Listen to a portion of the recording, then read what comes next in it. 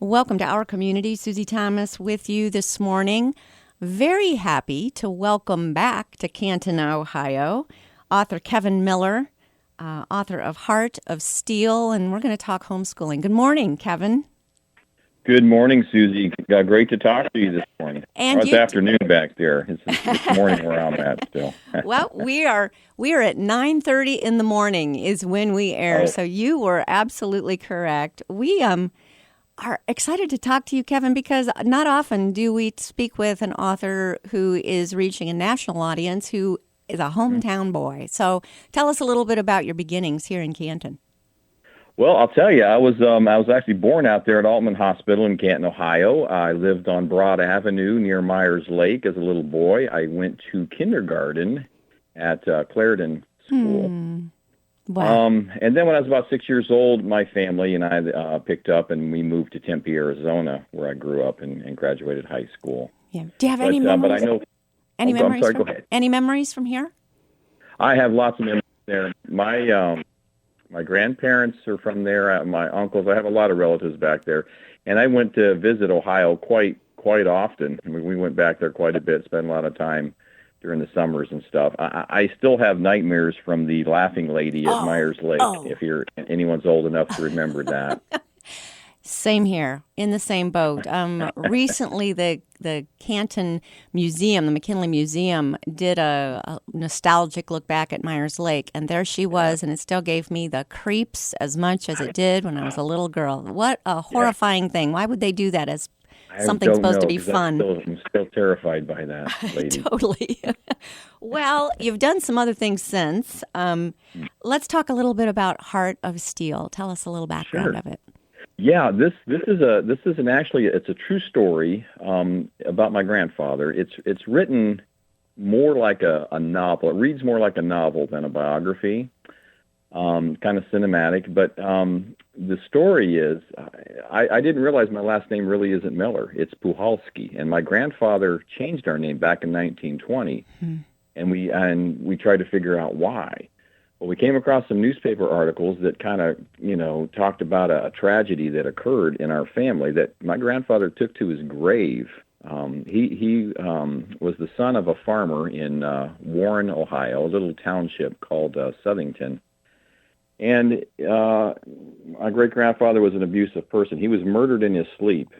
He was a rich farmer. And my grandfather, at 12 years old, was sent to get the sheriff, and a big investigation ensued. A lot of twists and turns to this story. And he and his siblings ended up in an orphanage in Warren. And so there's a lot going on there. They try to escape this an orphanage, which is not a good place in 1920. Yes. And then the last part of it is his love story where he meets my grandmother, and a lot of that takes place in Canton. Wow. It's back in the speakeasy times and gangsters and yes, Little Chicago. That area of Canton called Little Chicago. Yes. Well, so I think that would appeal to your audience because it's a hometown story, a true story, local, and somehow it has a happy ending. It produced you. It has a wonderful happy ending because it's one of those stories that's going to grip you. You're gonna cry. All my reviews come back and tell me they couldn't put it down. They cried. They laughed. But it does have a happy ending. And yes, I came out of it, so I'm very happy by that. Yes. I have a deeper understanding of my grandfather, now, and he took this, and his siblings took this secret to his grave. Wow. And it's quite a compelling story. There's more. I've got a website, heartofsteelbook.com, that you can learn more about the book and actually order it on Amazon and Barnes & Noble. There's also a PayPal button there to order an autographed copy if you would like. Wonderful. That too, but there's a lot more information up there. I think we I think we all want one of those. Since you did not find out anything about this from your grandfather, what was the big reveal? How did you find out that this had happened? Here's the big reveal, Susie. My uncle went to a funeral, and he had some cousins that were doing some genealogy research, and we came across these newspaper articles from 1920 from the Warren Tribune. And in those newspaper articles, was the story of my great-grandfather being murdered in his sleep, and it was a big murder mystery. We didn't know why. My great-grandmother was tied and bound to a chair, and some men had come in and robbed him of $600. Gosh. So my grandfather was sent to the sheriff. Well, as the story progresses over about a week or two, it just keeps getting more and more interesting and more different twists. We learned why why the tragedy, as a family tragedy that happened with the murder and why it happened.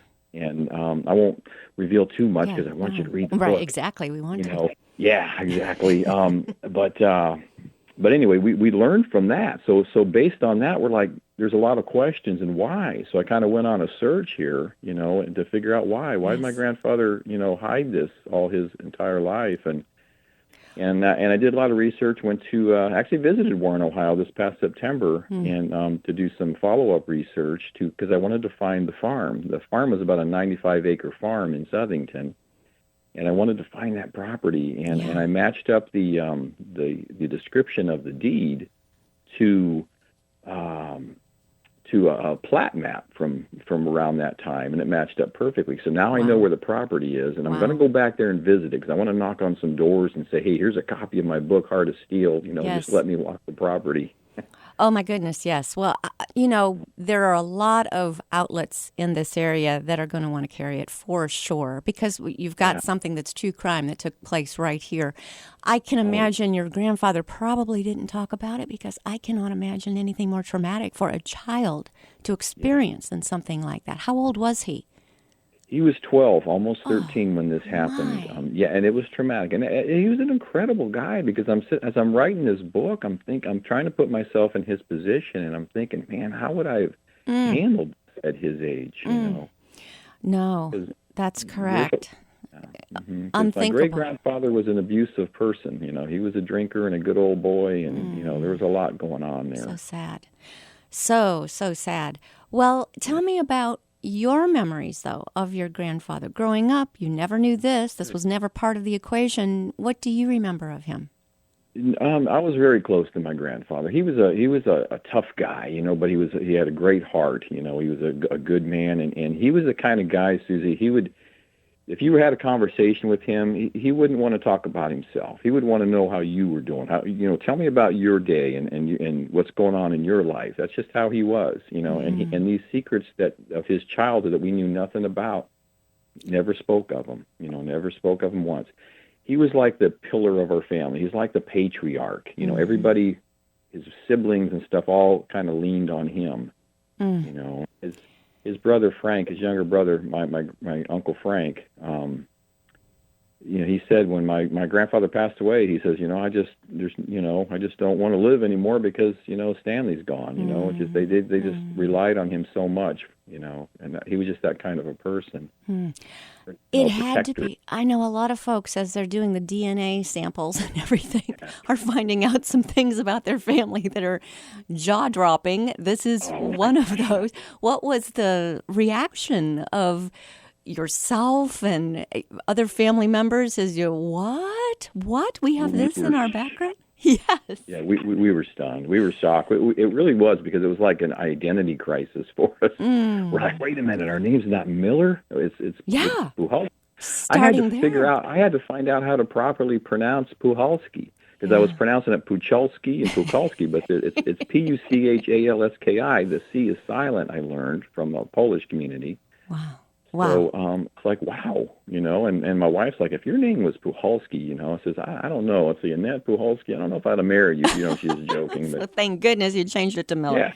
Yeah, to Miller, right? Yeah, the more all-American Miller there. But we're really the very Polish Puhalski. Oh, my goodness. Yeah, it is interesting what you find out. And kind of fills in a few gaps, too, when you think someone might have had this kind of a side to their personality, and you think, where'd that come from? It answers some questions, doesn't it? Yeah, very, very true, and I learned a lot from my grandfather. I learned to know him on a much deeper level that I wish I knew when he was still alive. The last time I saw him, I was in the U.S. Air Force. I was in the military, and I was stationed. I was not stationed, but I was doing a class at Wright-Patterson. And because I was there, he said, Kev, let me fly you up, so you can visit Grandma and I. And so I flew up there and visited him. And he was dying of cancer at the time, and he never saw, because he was the kind of guy who would never complain. He could be in the most pain. You would never hear him complain about it. So I didn't know, and then a few months later, after I'd gotten out of the service, he passed. Oh, I'm sorry. His is the heart of steel that we're reading about, yes? It is. He's the heart of steel. He's the person that I thought, I just was blown away by his incredible fortitude and his drive to overcome these impossible odds and to scoop up his family and take care of them at such a young age. Now, don't tell us the ending, but was the crime solved back then in the 20s? The crime is solved. The book is written in 3 parts. The first part is the scandal and the crime and everything, and that is solved. And then the middle part is the kind of the results of that crime. And to try not to give too much away, my family doesn't. My grandfather does end up in an orphanage for a time. And then the last part of the story is when he's, about 18, grown up, and he meets my grandmother, who he was married to for 59 years. They have a beautiful love story. She's a feisty Irish woman from Canton, and it's, they bought a speakeasy together, and there's a lot of stuff going on there that's really interesting. And like I said, I mean, you're going to find the book interesting because it takes place in your backyard, in my old backyard of Canton and Warren and that area. So. Well, it certainly lends itself perfectly to a book. If you were to sit down and think, I think I'm going to try and write a novel, you might not have even have come up with all of this. Yes? And sometimes truth is far stranger than fiction. That's That's very true in this case, Susie. And I actually gave this book to a friend of mine who's my 2 daughters are here in California, and they're actors, and he owns a production company. And after he read the book, he decided he wanted to option this book to turn it into a movie. So the screenplay is currently being written, and it's going to be a movie, here, pretty soon within the next couple of years. So, whenever they start making movies again, right? Whenever they start making movies again. Yes. Yeah, we're doing that. But we got a really a well-known screenwriter who is writing the screenplay. Awesome. And so get out and read the book before the movie comes out. It's always nice to read the book before. Absolutely. Will you get to have any part in that, in any of that process? Either once they start production or so forth, are you going to be a consultant on that set, hopefully? Yeah. I plan on being like an executive producer on the set, and there's a couple roles. Actually, my daughters are both professional, SAG-AFTRA union actors, so I've got roles for them too to Nice. cast them in. My youngest daughter, who's 13, who can play her Aunt Sophie, who's got a pretty important role, and then my older daughter, who's just turned 18. We want to cast her to play my grandmother. Oh my goodness! That's so cool because they get to work together on the same movie, and just the fact that they're playing their relatives, Yes. in a film is just so exciting. Now think of it. If those people back then going through that horrible situation would ever know that one day we'd be talking about this, what do you think they would say? My goodness. Gosh, I think they would be blown away by that. My grandfather wouldn't say much because that's just the kind of guy he is. Yeah. I think he would, I think he would have mixed feelings, and that's one of the things a lot of people ask me too, Susie. Is like, your grandfather took this to the grave. He didn't want this, told. So why are you telling the So story? you're making a movie about it. And making a movie about That's it. And my answer to that is, after researching and figuring out what he did and why he did what he did, I had to tell the story because it's an inspiring story. I think it's a story, people are so affected by it emotionally that I think it helps, inspire you, in your own life. People will relate to it and see, that you can overcome impossible odds, and find a way to succeed. Absolutely. And so, yeah. And enough time's gone by now. He probably, I don't think he'd mind one bit. I think he'd be very proud of you. We're speaking with Kevin Miller, talking about Heart of Steel. And remind us, Kevin, where we can find this. Yeah, Susie, you can find the book on my website, heartofsteelbook.com. And I have my social media links up there. There's links to Amazon and Barnes & Noble. There's also a link to get an autographed copy if you'd like an autographed copy. Awesome. We're going to be back after these words. You're listening to Our Community. Welcome back to Our Community. Susie Thomas speaking with Kevin Miller. He is the author of Heart of Steel. Go to heartofsteelbook.com. You can click on many different links, lots of different ways to be able to get yourself a copy. Local people, this was a true crime that took place in our area and turned into an inspiring family story. Not going to want to miss this one, Heart of Steel. And then after you've read it, we're all going to want to go to the movies and see it because it is being made into a major motion picture. So, Kevin, something that a lot of families have gone through recently is not just being parents, but you said the ages of your daughters. So they've also turned into teachers. And so this has been an unusual time. But your children were homeschooled anyway. Has homeschooling always been part of your family dynamic, or was this something new that came along with the virus? Well, this is for us. Our girls were homeschooled for 4 years while they were pursuing their acting careers, and it was great. But the one thing that was missing for them was the social part of it. And they asked 3 years ago. They asked, "Dad, can we please go to school, regular school?" And so we did that, and they've loved it. So they've been in public school for the past 3 years, but now they're thrown back into a homeschool situation, which was a bummer for them. You know, my oldest daughter's a senior in high school, and I feel so bad for these seniors. This class is funny.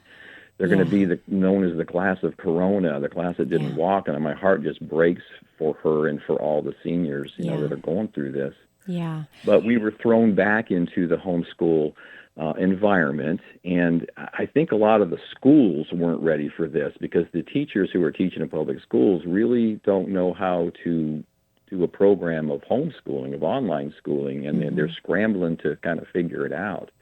But those 4 years that my wife and I did this, you know, we kind of learned a lot, you know, and I do have some tips to parents, you know, on how to adjust and deal with this for the remaining of the school year. We are all ears because I think there's not a lot of time left, but there's still enough time, and they're even talking about perhaps extending it into August and going longer, creating a longer school year. You know, who knows what they've decided to do. It kind of changes daily, but we would love to hear your tips. What do you have to share with us? Sure. I think the first thing is obviously is don't panic. You know, you've got a lot of people on your side, the school, the staff, everybody's working together to help you do this as a parent. But number one, I would set up and organize like a designated space for your child. You know, an area that's theirs that they can set their books up and they're away from TV and other conversations and such where they can do their work. Keeping them on a consistent schedule, I think, is important. And I think it's okay to let them sleep in a little bit, just as long as they're not sleeping in until 2 p.m, you know. But I think it's healthy for them to sleep in a little bit, but keeping their schedule regular. And then another thing that's important is taking those breaks. You know, we would work our girls for about an hour. We'd give them about a 15-20-minute break, you know, and then keep their lunch schedule at about the same time so that they just kind of get used to that routine.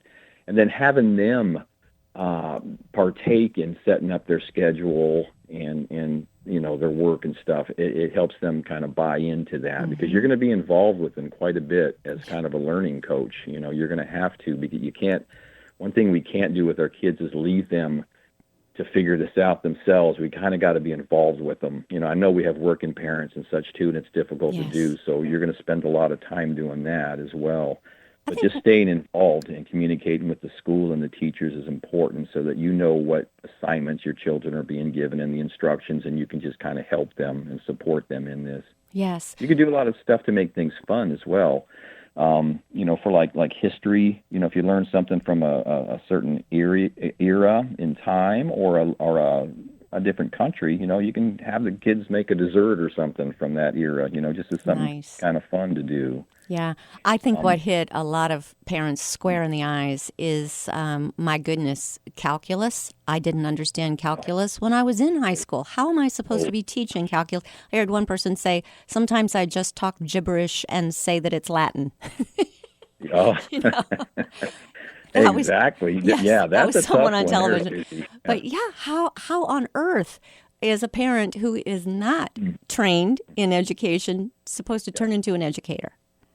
That's a challenge. In the example of calculus, in my own experience, I would definitely try to locate a tutor of some kind to come in. If I wasn't getting enough from the teacher and the staff, I'd find a tutor just to come in and tutor my child on a subject that I just have know nothing about.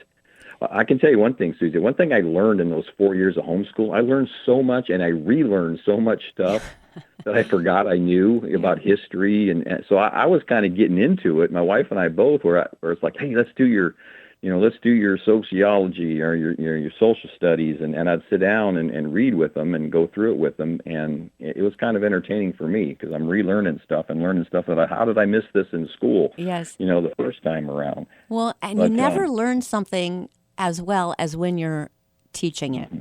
Oh, true. Very true. Yeah, very true. So, and it creates a bond. I mean, it creates a bond with you and the child, because you're spending more quality time with them as well, and learning that stuff. That was one of the benefits too. There's a few benefits. There's some, like I said, the social aspect of it is the downside to online school and homeschool because it's just, our girls are okay now because they've established their friends, and I think everyone out there's got the friendships and stuff, so that's probably good. But the isolation's hard for them.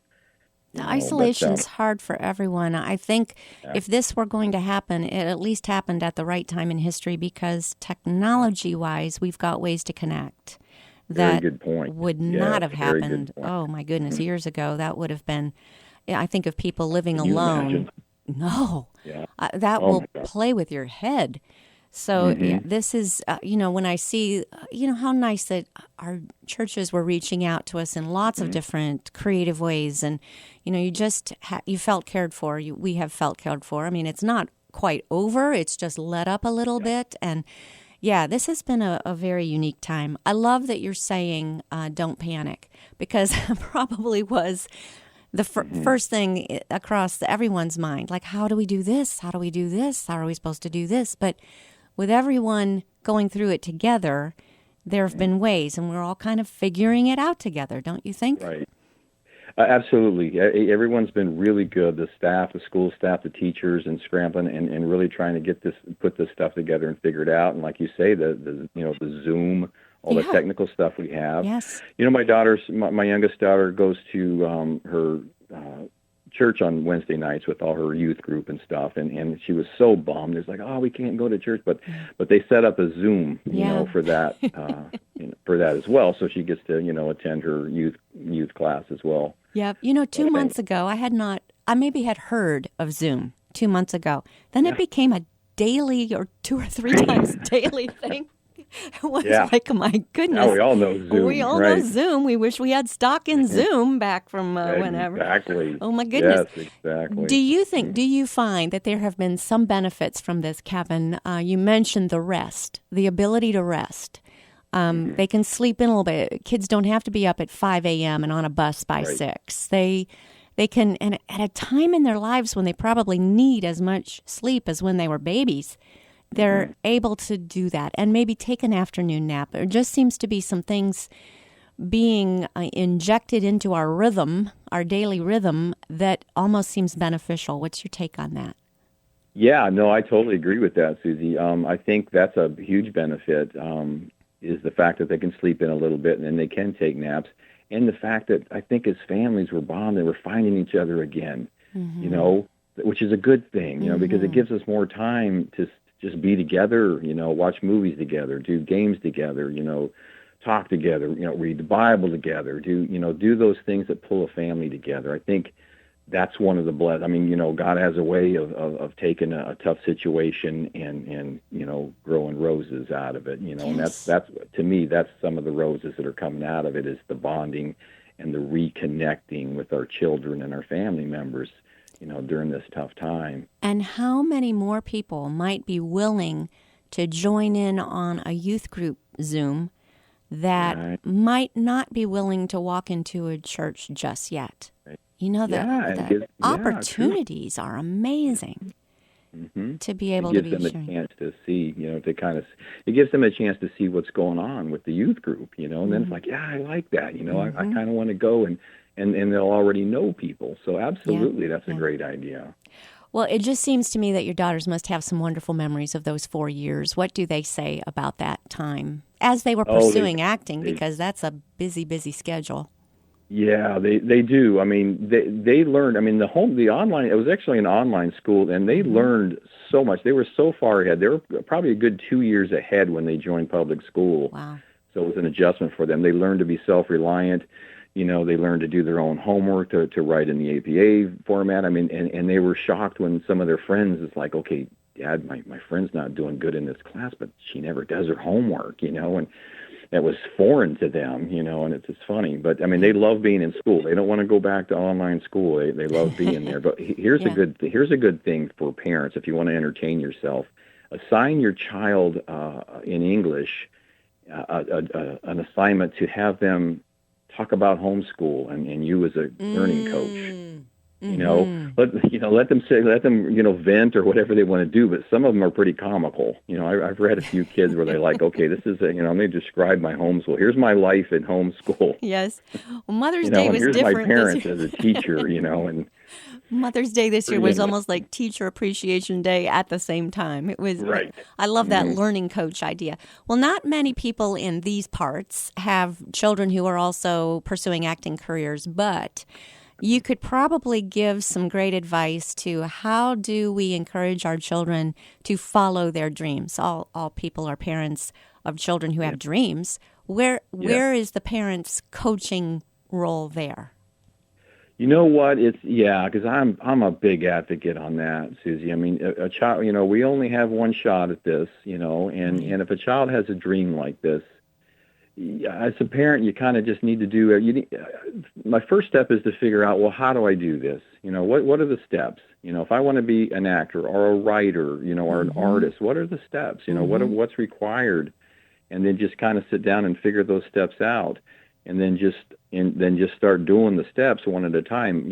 For the acting, and our girls have been involved in music and piano and dance. And even, theater as a young age, and they just decided they wanted to learn to act. And we were fortunate enough, my wife and I, we're older parents, so my wife's a retired police officer. She was in the Arizona Highway Patrol for 22 years. Wow. I retired early from the city of Peoria, where I was a professional web developer. Mm-hmm. So we had that kind of benefit, that added benefit to where we're retired and we have more time to devote to this, whereas younger parents might have a rough time because they have jobs they've got to fill. Sure. But I think sitting down with your child and just going through, what's your goal? This is what you want to be. And here's the steps that it requires to get there, and then start completing those steps to move towards that direction, and you'll eventually get there. But definitely don't give up on your dreams. Don't have regrets in your life. Figure out how to do it, and then do it. Get out there and do it. Yeah, if God's given you a desire in your heart, if He's put that there, then He's certainly going to bring it about. Well, this has been an awesome conversation, Kevin. We're very interested in knowing more, and we want to check out this book, Heart of Steel. Go to heartofsteelbook.com. And Kevin Miller, thank you so much for being on Our Community today. Oh, absolutely, Susie. Thank you so much, and it's great to reach out and talk to my old community where I was born. So I've got some love there, in Canton and in Ohio. So God bless everybody, and I appreciate it, Susie.